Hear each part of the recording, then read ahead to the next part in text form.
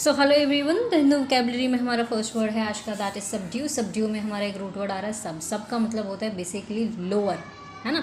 तो सबड्यू का मतलब क्या हो गया, आपने किसी को अपने अधीन कर लिया, अपने किसी को अपने लोअर लेवल पे रखा हुआ है, आप किसी को दबा रहे हैं, बेसिकली अपनी सुपेरियोरिटी दिखा रहे हैं, ठीक है। तो सबजुगेट कर दिया आपने, किसी को सप्रेस कर दिया, ऑप्रेस कर दिया, मास्टर कर रहे हो आप उसको, ठीक है। टेम कर दिया, टेम का एक मतलब बोरिंग भी होता है, कंट्रोल कर रहे हैं, वैंक्विश कर रहे हैं, कॉन्कर कर लिया आपने, उस पर जीत दर्ज कर ली, तो आपने उसको अपने अधीन कर लिया, ओवर पार कर लिया है आपने, ठीक है। हमारा नेक्स्ट वर्ड है आज का, दैट इज़ अनइक्विवोकल। अनइक्विवोकल का मतलब होता है ऐसी कोई चीज़ जो एकदम स्पष्ट होती है, एकदम साफ होती है, क्लियर तरीके से।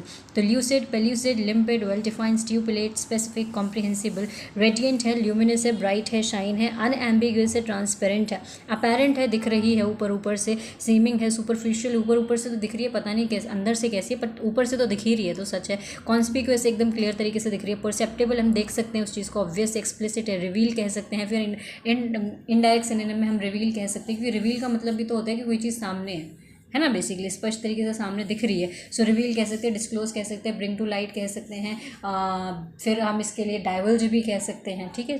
हमारा नेक्स्ट वर्ड है आज, वर्ड नहीं ईडियम है, that is on the same page. On the same page का मतलब होता है बेसिकली एक तरीके की अंडरस्टैंडिंग होना या थिंकिंग होना, बिल्कुल सेम टू सेम सोचना, बेसिकली एक तरीके से, ठीक है।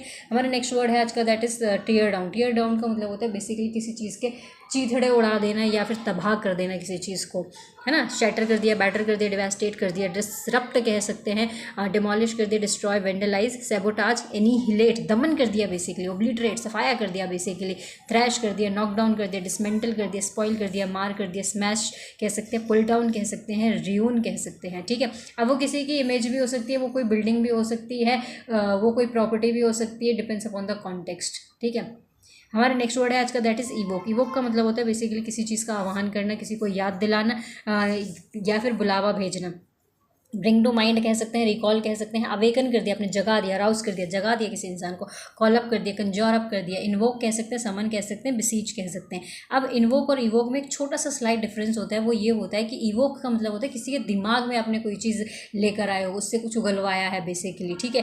और इन्वोक का मतलब होता है जब आप ऑफिशियली लेटर भेजते हैं, जैसे कि सुप्रीम कोर्ट ऑफ इंडिया या फिर कोई कोर्ट भेजता है या कोई ऑर्गेनाइजेशन भेजती है, ठीक है। बस इतना सा डिफरेंस होता है इन्वोक में और इवोक में। Next is xenophobia. जेनोफोबिया में दो रूट वर्ड आ रहे हैं। फोबिया का मतलब डर होता है, जेनो का मतलब फॉरेन होता है। तो जेनोफोबिया का मतलब होता है फियर फ्रॉम, एक तरीके का फियर होता है फॉरेन पीपल से, फॉरेन कल्चर से, या फिर सिर्फ फॉरेन पीपल या फॉरेन कल्चर से नहीं, बाहरी लोगों से बेसिकली, ठीक है।